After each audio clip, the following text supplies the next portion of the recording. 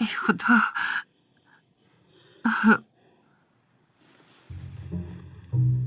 Buni orzu ham qilma. Men uni chaqaloqligidan katta qilganman. Unga bor muhabbatimni berganman. Uni chiroyi, aqli, fe'l-atvori, bu yog'ini aytmay qo'ya qolay.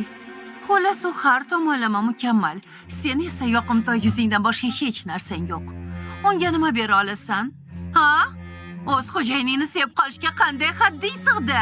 O'z o'rningni unutib qo'ydingmi? Hech qachon. Faqat men o'lgandan keyin unga uylanasan. Cho'xonim, nega bunchalik toshbag'irsiz? Uni kim deb o'ylayapsiz? Unga o'xshagan yigit butun dunyoda yo'q.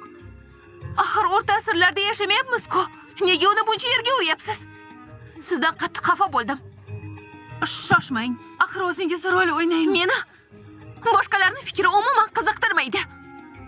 Butun dunyo qarshi bo'lsa ham, unga turmushga chiqaman. To'y bir haftadan keyin bog'imizda bo'lib o'tadi. Hay,